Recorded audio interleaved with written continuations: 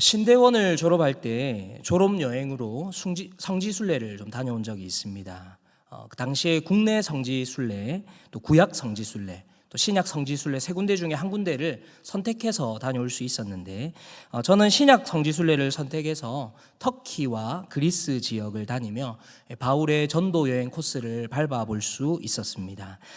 성지순례는 다양한 유익들을 누릴 수 있었지만 저에게 가장 컸던 유익은 세계 역사 속에서 기독교의 역사가 함께 흐르고 있음을 눈으로 확인할 수 있는 것이었습니다.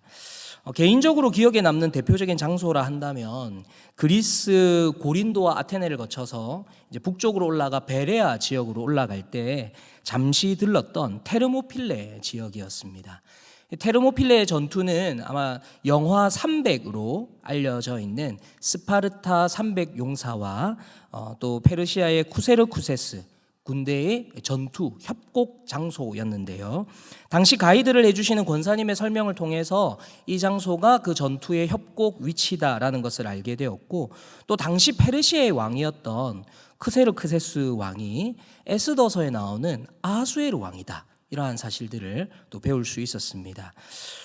이 전투를 모티브로 해서 만든 그 300이라는 영화에서 그려지는 아하수에르 왕, 쿠세르쿠세스의 모습은 굉장히 포악하고 또 아주 잔인한 왕으로 보여지는데, 그런 왕의 모습을 좀 매칭하면서 에스더서를 바라보니 이 에스더가 모르드게에게 죽으면 죽으리다라고 이야기하면서 금식 기도를 요청하였던 그 심정이, 그 아하수에르의 포악함을 발견하면서 바라보니 조금 더 실감나게 다가왔고 성경이 입체적으로 다가오는 경험을 했던 것 같습니다.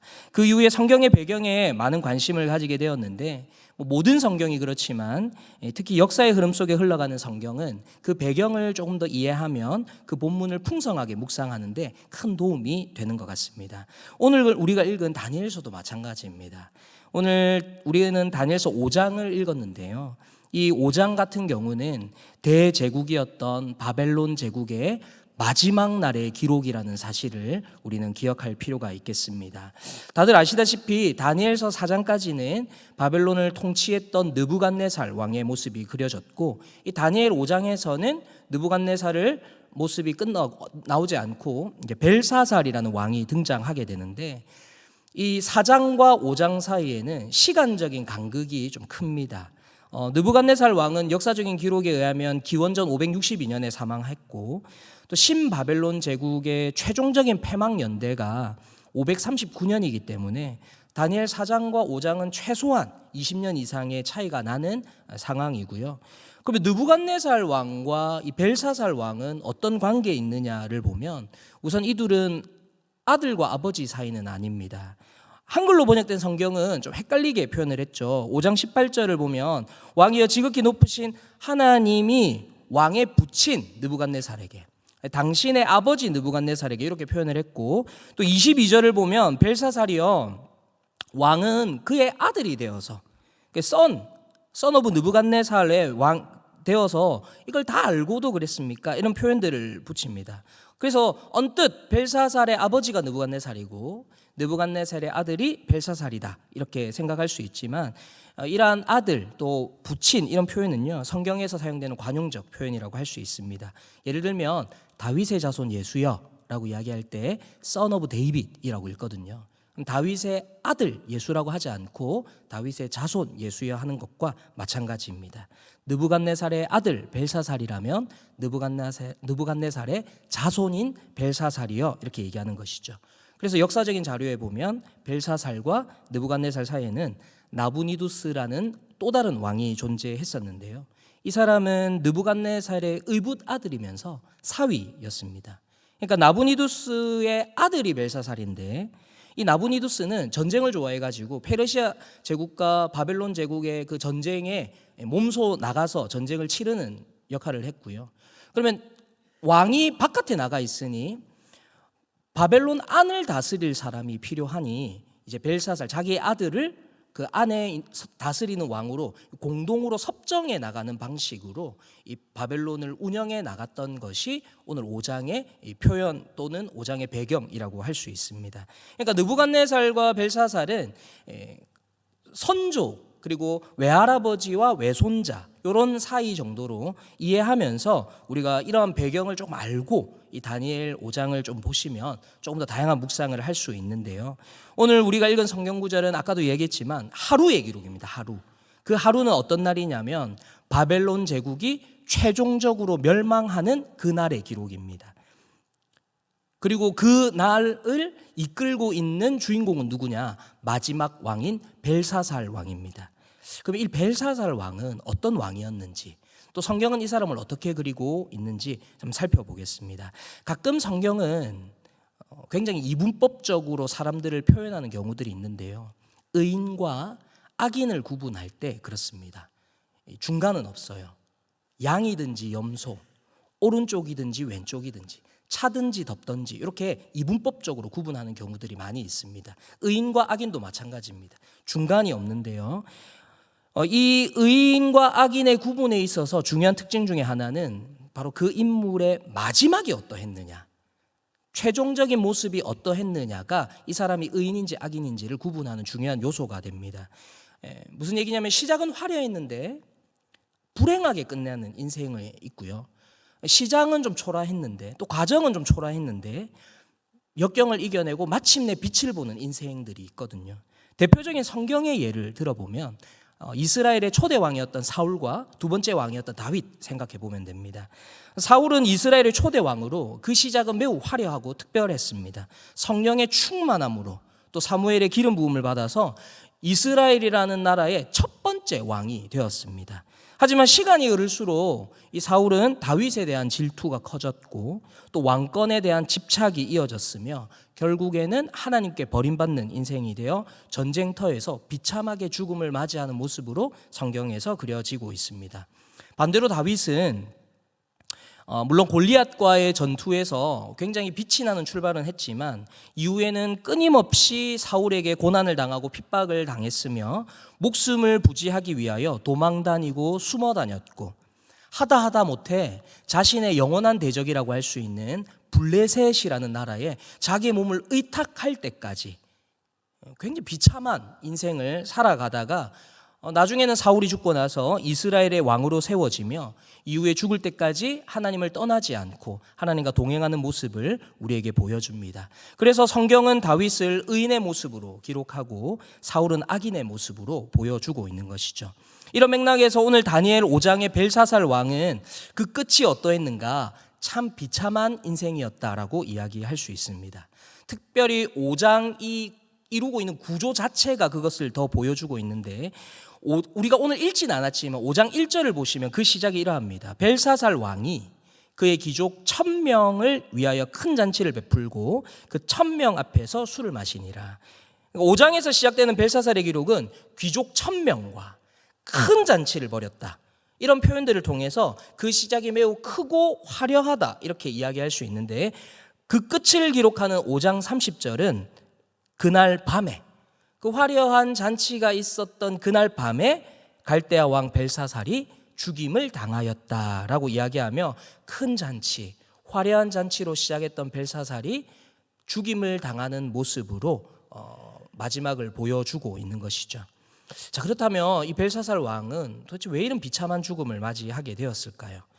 그에게 있는 치명적인 잘못이 있다면 무엇이었을까요?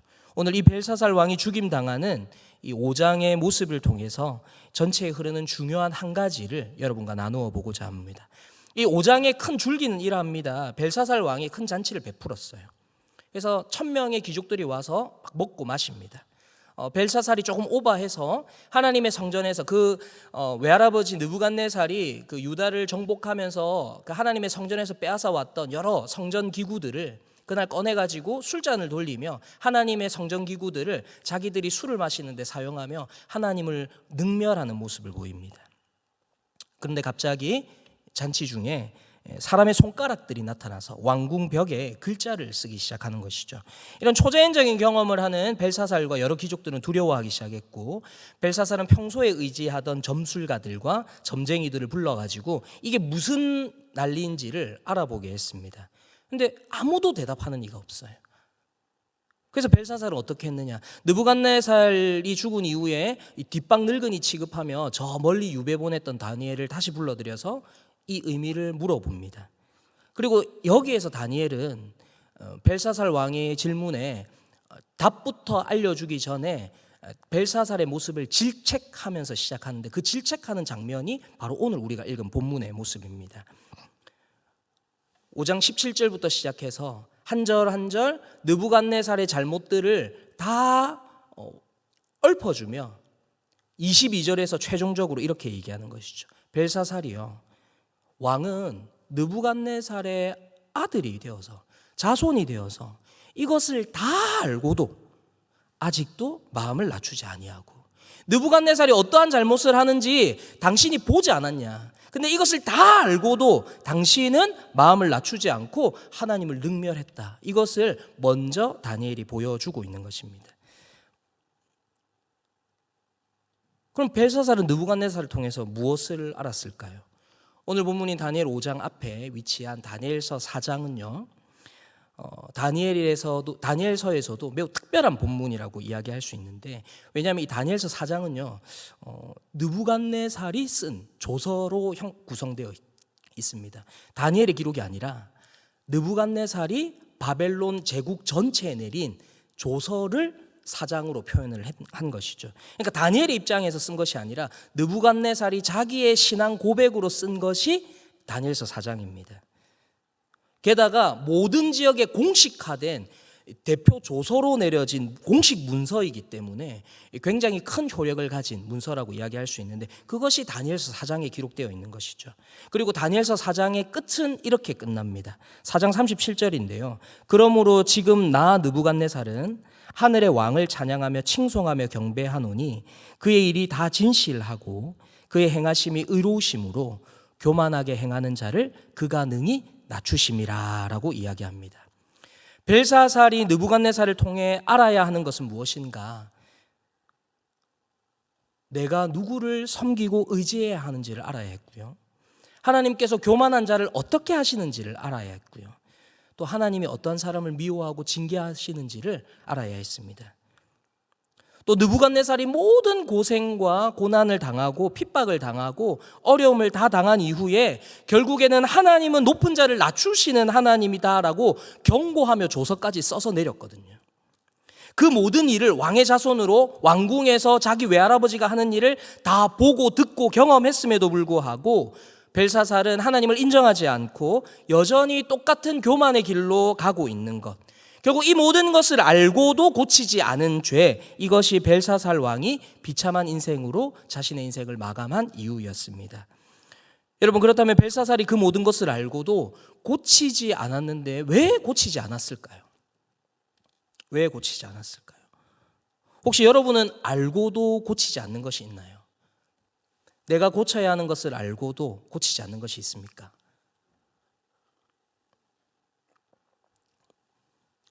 중학교 때로 돌아가고 싶지 않으세요? 그때로 가면 왠지 열심히 공부할 것 같은 그런 용기가 생기지 않습니까? 저도 좀 부끄럽지만 저도 한 가지 있는데, 요즘 저를 보시는 분들마다 다 말씀하시는 것이 있습니다. 목사님, 배가 많이 나온 것 같습니다. 오죽하면 저의 헤어스타일을 보고도 놀라지 않으셨던 담임 목사님이 최근에 저보고 요즘 배가 너무 많이 나온 것 같다고, 운동해야 되겠다 걱정해 주셨거든요. 그래서 저희 집사람에게 얘기했습니다. 담임 목사님이 이렇게까지 이야기하시는 걸 보니 내가 살이 많이 찐 것 같다. 그래서 저에게 배가 나왔다고 이야기하시는 분들에게 웃으면서 대답합니다. 예, 빼겠습니다. 빼려고 노력하고 있습니다. 이야기하지만 사실은 몇 달째 몸무게가 그대로입니다. 극단적인 다이어트를 해서 빼려고 하지 않는 것이죠. 그냥 뭐 더 찌지 않는 것에 만족하며 그냥 살이 찐 상황을 그냥 이렇게 유지하고 있습니다. 저 살 빼야 하는 거 알거든요. 밤에 잘 때 가끔 무호흡도 하거든요. 저희 아이들 씻으려고 앉아 있으면 숨이 차거든요. 그래서 살 빼야 하는 걸 압니다. 그런데 왜 안 뺄까요?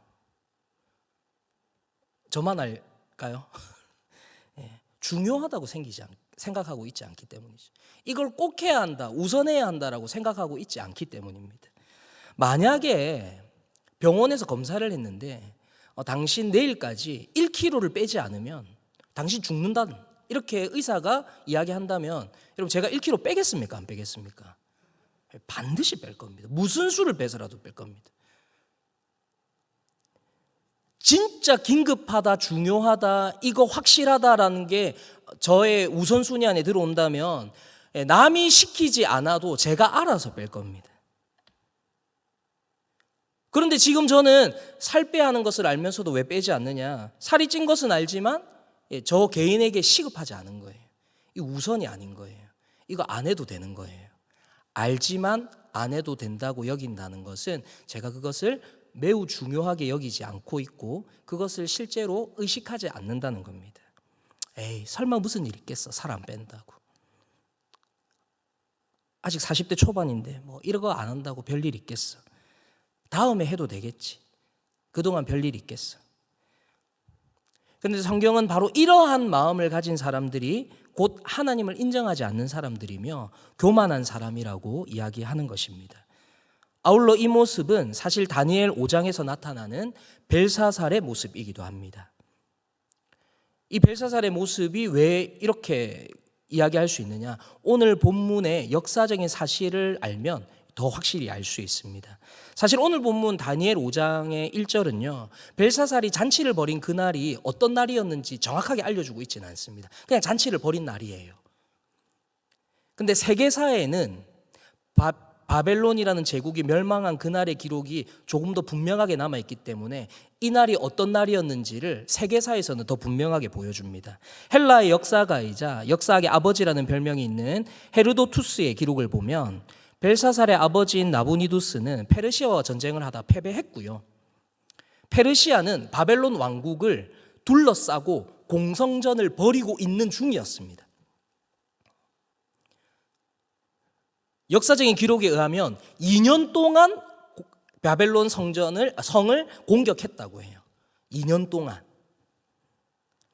당시 페르시아, 성경에서는 메대와 바사라고 하죠. 고레스 왕이 바벨론 성벽을 공격했지만 근데 바벨론 성벽이 워낙 튼튼하다 보니 바벨론 공략을 쉽게 이루지 못해서 시간이 꽤 많이 흘렀습니다. 그런데 그 와중에 벨사살이 뭘 한 거냐? 오늘 본문 1절에서 보는 것처럼 지금 페르시아 군대가 성을 둘러싸서 공격하고 있는데 지금 뭐 하고 있는 거예요? 잔치 벌이고 있는 거예요.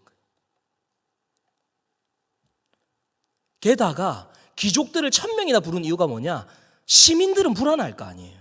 지금 페르시아 군대가 쳐들어왔는데 지금 성 밖에 있는데 불안해할 텐데 왕이 일부러 보여주려고, 야, 저거 하나도 겁먹을 거 없어, 괜찮아, 저거 두려워할 필요 없는 거야 라는 것을 과시하기 위해서 일부러 귀족을 1000명이나 불러가지고 큰 잔치를 벌였던 것입니다. 무슨 정신 상태였을까요? 어떤 마음이었기에 외부의 페르시아 군대가 진을 치고 공격을 하고 있음에도 이 잔치를 벌이며 자기들의 삶을 즐길 수 있었을까요? 벨사살이 믿은 것은 하나님은 아니죠. 적어도 이 벨사살이 하나님이 우리를 지켜주실 거야 라는 생각은 절대로 하지 않았을 겁니다. 벨사살이 믿은 것은 하나님이 아니라 바벨론 성벽이었습니다. 바벨론 성벽. 바벨론 성벽은 높이 107m, 두께가 26m에 이르는 어마어마한 성벽입니다. 당시의 기술로는 무너뜨릴 수가 없는 난공불락의 성이었습니다. 게다가 유프라테스 강으로 인해서 이 성을 둘러싸고 있었기 때문에 자연적으로 방어선이 구축되어 있었고, 또 유프라테스 강이 성 안으로 흘러들어왔기 때문에 성 안에서 마시는 물이 끊어지지 않았고요. 물이 강이 흐르다 보니 그 성 안에서 얼마든지 농사를 짓고 물과 식량을 조달할 수 있었습니다. 그래서 2년이 넘는 시간 동안 페르시아가 밖에서 공격을 했지만 바벨론 성 안에서는 아무런 문제가 없는 거예요. 그러니까 그 안에서 공격당하던 사람들의 입장에서도 한 2년 동안 공격하는데 성이 안 무너지거든요. 그러니까 옛 사람들도 어떻게 생각할까요? 아, 우리가 밖에 나가지만 않으면 큰일 생기지 않겠네. 이거 진짜 안 무너지네. 이 안에만 있으면 아무런 해가 없겠네. 이렇게 오랫동안 공격을 했는데도 무너지지 않는 성벽이 뭐 갑자기 무너지겠어? 밖에 비록 페르시아군이 있지만 나가지만 않으면 괜찮아. 봐봐, 이거 안 무너지잖아. 안심해도 돼. 너무 걱정하지 마. 우리가 기다리면 쟤네들이 지쳐서 돌아갈 거야. 기다리면 돼. 결국 다 괜찮아질 거야. 이것이 바벨론 성 안에 사는 사람들의 마음이었다는 것입니다. 이렇게 바벨론 성이 자신들의 안전과 나라를 지켜줄 거라고 찰싹같이 믿었던 벨사살 왕과 그 백성들은 자신의 삶에 아무런 위기의식 없이 축제를 즐기고 있는 것이 오늘 5장 1절의 모습으로 보여지고 있는 것이죠. 심지어 이 시간은 꽤 긴 시간 허용되었으니 아마도 영원히 그것을 자신들을 지켜줄 수 있을 것이라고 착각했을 겁니다. 그런데 역사적인 기록에서 이 페르시아 군대는요 2년이 넘도록 공격하는데도 무너지지 않자 유프라테스 강을 인위적으로 방향을 틀어가지고 강물을 말려버렸습니다. 그래서 강바닥을 마르게 한 다음에 강바닥을 통해서 바벨론 성 안으로 들어갔어요. 그리고 바벨론 성을 점령하고 바벨론을 점령하고 벨사살 왕을 죽였다라는 기록이 역사적인 기록입니다. 다니엘 5장은 이 큰 흐름을 통해서 하나님이 지금도 우리에게 중요한 사실 한 가지를 알려주고 계신 겁니다. 하나님이 없는 성공으로, 하나님이 아닌 것으로 안심하지 말라는 거예요. 여러분, 성도가 가장 위험한 순간이 언제일까요? 저는 성도가 가장 위험한 순간은 하나님 없어도 되네라는 것을 경험할 때입니다. 인간은 결코 자기 스스로 살아갈 수 없음에도 불구하고 가짜 경험이죠. 하나님이 없어도 되네. 이걸 경험하게 되는 거예요. 잘못된 경험입니다. 잘못된 학습이에요. 심지어 이런 삶이 매우 위험한 이유는요. 이런 삶을 살아가는 사람은 자기 자신만 망하는 게 아니라 이 잘못된 가짜 경험을 다른 사람에게도 똑같이 적용하게 만들어버립니다. 그래서 다른 사람의 인생을 망하게 하거나 심지어는 자기 가족, 자기 자녀의 인생도 망하게 만들어버릴 수 있기 때문에 이 삶이 매우 위험한 삶인 것입니다. 벨사살 보세요. 귀족 1000명을 불러서 잔치를 벌여요. 왜요? 백성들 안심시키려고. 자기가 학습한 거예요. 성벽 안 무너져, 괜찮아. 너희들도 흥분하지 마, 괜찮아. 우리는 안전할 거야. 저 성벽이 우리를 지켜줄 거야. 네, 성벽은 안 무너졌습니다. 강이 말라서 바벨론 성이 망했어요. 내가 생각하지 않는 것으로 언제든지 공격당할 수 있다는 것을 벨사살은 눈치채지 못했던 것이죠. 자기의 잘못된 학습이, 가짜 경험이 자기만 죽음을 당하게 만든 것이 아니라 바벨론이라는 제국이 망하게 만드는 결과를 이끌어냈던 것입니다. 이것이 우리의 삶과 우리의 가정에도 내 자녀에게도 되풀이 될 수 있음을 우리는 경고로 받아야 하겠습니다. 자녀의 입장에서 내 부모가 하나님을 섬기는 것보다 공부를 더 신뢰하는 모습을 보여준다면, 우리 부모님이 성경보다 영어 점수를 더 중요하게 여기고 하나님의 말씀보다 학교의 성적을 더 중요하게 여기는 것 같고, 짧게는 고등학교 3년, 길게는 초등학교 때부터 6년, 9년의 시간 동안 공부하는 것이 더 중요하다라는 것을 간접적으로 학습시켜버린다면 우리의 자녀들은요, 자연스럽게 가짜 경험을 학습하며 신앙생활을 하게 될 겁니다. 그 가짜 경험을 통해 공부가 바벨론 성이 되는 거예요. 공부 잘하니까 내 인생이 편하네. 부모님이 나에게 스트레스 주지 않네. 교회를 열심히 가면 스트레스 주는데 공부를 잘하니까 스트레스 주지 않네. 공부 잘하는 게 최고네. 바벨론 성이 되어버리는 거예요. 하나님이 없어도 공부를 잘하니까 내 인생이 괜찮네. 가짜 경험이 쌓이게 되는 겁니다. 그래서 육신은 교회에 있지만 실제로는 바벨론 성을 의지하는 바벨론 시민을 만들어버린 것이죠. 공부를 잘하게 하시는 분이 누구신지를 잊어버리게 만드는 거예요. 공부할 때 지혜를 주시는 분이 누구신지를 잊어버리게 만들어요. 공부했던 것을 기억나게 하시는 분이 누구신지를 잊어버리게 만들고 놓치게 만들어버리는 겁니다. 그래서 그 시작은 화려할지 모르지만 마지막은 하나님을 떠나는 삶을 만들어버릴 수 있음을 기억해야 하는 것입니다. 우리 자신의 삶도 마찬가지입니다. 예를 들면 돈 같은 거 있잖아요. 돈 많이 벌면 내 인생이 편하네, 안전하네. 우리 그런 학습이 잘못될 수 있지 않습니까? 내가 일을 할 수 있는 것이 누구의 허락인지를 잊어버리게 되는 거예요. 이 일을 하게 하신 분이 누구인지를 잊어버리고 내가 열심히 했으니, 내가 노력해서 이만큼 이루었으니, 내가 무엇해서 이루었으니 하나님이 없어도 이거 누리면서 살면 돼라고 가짜 경험, 잘못된 경험을 하게 될 때 우리는 누구라도 벨사살과 같은 최후를 맞이할 수 있게 된다는 것입니다. 사랑하는 여러분, 벨사살은요, 페르시아가 성 밖에 있는 것을 몰라서 죽은 것이 아니에요. 벨사살은 하나님이 어떤 분인지 몰라서 죽은 게 아닙니다. 벨사살이 지은 죄는요, 무지함이 아니에요. 아는데 고치지 않은 것입니다. 아는데 그것을 중요하게 여기지 않은 것입니다. 왜요? 스스로 아직 기회가 있다. 나중에 해도 돼. 지금 급하게 하지 않아도 돼. 더 나아가서는 하나님이 아니라 이 바벨론 성벽이 나를 지켜줄 거야 라고 믿었기 때문에, 그 선조 느부갓네살이 교만하다가 징계를 당함을 보았으면서도 페르시아가 바벨론 밖에서 자신들을 삼키려 문을 두드리고 있는 것을 보고 있으면서도 이것을 다 알고도 고치지 않은 그 자신의 욕망대로 살다가 하나님의 심판을 맞이하게 된 것이 이 벨사살을 통해 지금도 우리에게 경고해 주시는 하나님의 음성임을 여러분 믿으시기 바랍니다. 성경은 늘 우리에게 경고합니다. 근신하라, 깨어라. 너희 대적 마귀가 우는 사자같이 두루다니며 삼킬 자를 찾는다라고 늘 우리에게 경고해 주고 있습니다. 그날은 도적같이 옵니다. 근데 도적같이 올 뿐 반드시 옴을 우리는 기억해야 합니다. 반드시 올 거예요. 그리고 피할 길도 이미 주셨어요. 어떻게 하면 피할 수 있는지 예수 그리스도의 십자가의 죽으심으로 이미 피할 길도 우리에게 보여주셨습니다. 근데 이 피할 길 저절로 가질 것이라고 착각하면 안 된다는 것이죠. 내가 원할 때 언제라도 피할 수 있을 거야 라고 생각하면 안 된다는 겁니다. 기름을 준비하지 못했던 5 처녀처럼 그날이 언제 올지 몰라 미리 준비하지 못하고 있다가 그날이 갑자기 왔을 때 자기의 준비하지 못함을 보고 울어도 그 잔치에 참여할 수 없음을 기억해야 합니다.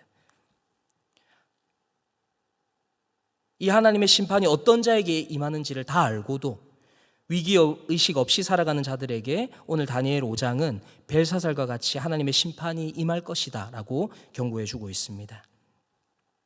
하나님의 인내, 또 하나님의 허용하심을 이렇게 살아도 괜찮네로 착각하고 방심하는 순간 벨사살의 마지막과 같은 끝맺음이 우리에게도 기다리고 있음을 기억하며 하나님이 말씀하시는 것을 알고 또 하나님이 뜻하시는 것을 믿고 순종함으로 지금 인내하는 이 시간 뒤에 나중에 누리게 되는 그 하나님의 약속의 성취를 맛볼 수 있는 저와 우리 모든 신부상교회 성도님들의 삶이 되기를 주님의 이름으로 축복합니다. 이 시간 우리 함께 찬양 드리며 또 오늘의 말씀을 가지고 함께 기도하기를 원합니다. 원하고 바라고 기도합니다 라는 찬양으로 우리 함께 찬양 드리겠습니다.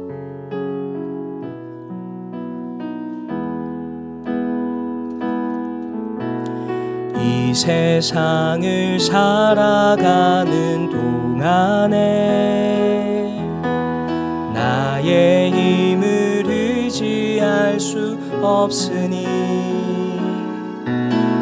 기도하고 낙심하지 말 것을 주께서 참 소망이 되심이. 우리 한 번 더 이 세상을 살아가는 동안에 세상을 살아가는 동안에 나의 힘을 의지할 수 없으니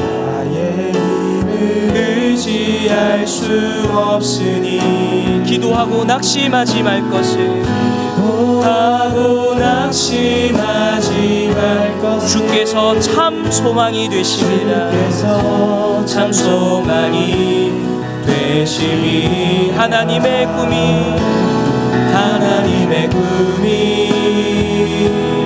나의 비전이 되고 예수님의 성품이 나의 인격이 되고 성령님의 권능이 나의 능력이 되길 원하고 바라고 우리 한 번 더 찬양하겠습니다. 이 세상을 살아가는 동안에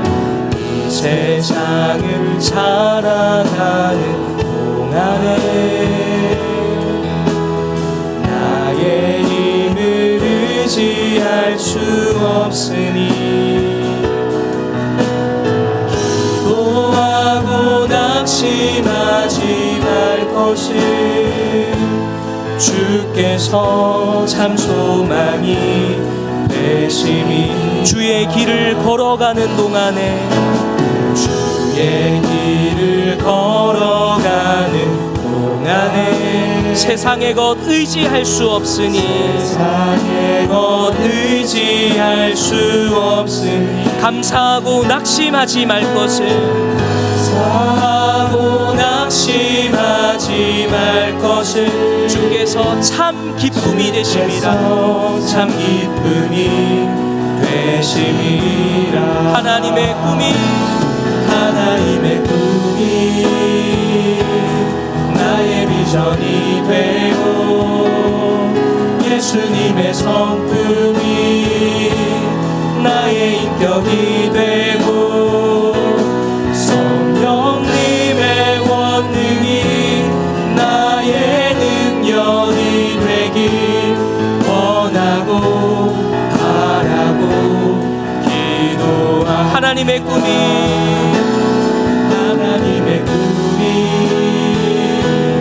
나의 비전이 되고 예수님의 성품이 나의 인격이 되고 성령님의 원능이 나의 능력이 되길 원하고 바라고 기도합니다. 이 시간 주신 말씀을 가지고 우리 함께 기도하겠습니다. 시작이 화려한 삶이 아니라 비록 우리의 시작은 화려하지 않더라도 우리의 삶의 과정은 쉽지 않더라도 우리의 마지막이 하나님과 동행하는 삶이 되게 해달라고 함께 기도합시다. 또 다 알고도 당연히 다음이 있는 것처럼 내가 주인 되는 삶을 살아가지 않게 하시고 하나님의 주권을 인정하며 겸손하게 살아가는 나의 삶이 되도록, 그리고 바벨론 성벽과 같은 이 땅에 없어질 것을 의지하며 그들이 날 지켜줄 것이라 착각하며 지내는 삶이 아니라 하나님의 손이 나를 지키심을 잊지 않고 주님의 날개 아래 거하며 평안을 누리며 살아가는 우리의 삶이 될 수 있도록 도와달라고 이 시간 주신 말씀을 들으며 또 개인적으로 묵상되어지고 개인적으로 깨닫게 된 개인적인 기도의 제목들을 가지고 우리의 주신 말씀을 위하여 함께 목소리 내어 기도하도록 하겠습니다. 함께 기도하겠습니다. 사랑의 주님,